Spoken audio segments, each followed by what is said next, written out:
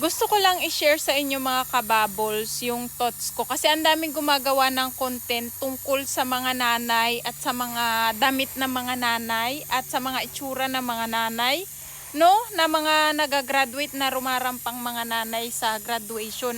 Hoy, mga palaka kayo, magsitigilan kayo kung kayo yung gumagawa ng content na ganyan.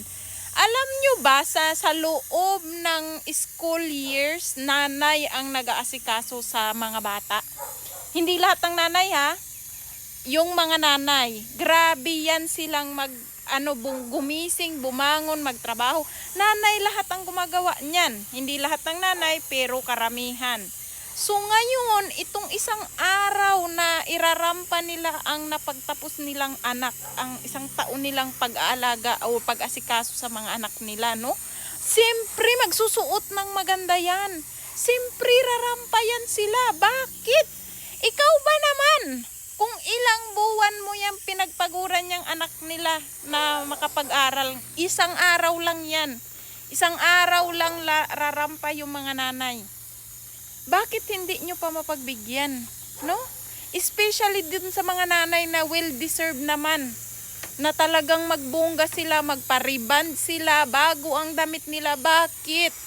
Kasi sa loob ng school years, sila talaga ang nagpakapagod. Sila talaga ang nagpuyat. Sila talaga ang nag-asikaso sa mga bata.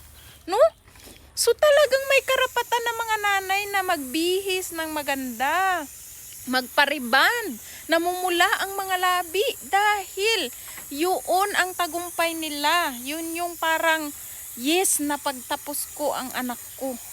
Tapos kayo naman dyan, gawa kayo ng mga content na pagandahan ang mga nanay sa graduation. Malamang! Kasi yun yung parang nila parang award nila sa loob ng isang taon. Kayo naman, Kimi, kayo ng Kimi. Pagbigyan ng mga nanay, deserve nila yan. Ilang beses silang bumangon, kahit may sakit yung mga yan, bangon pa din para maasikaso ang mga estudyante.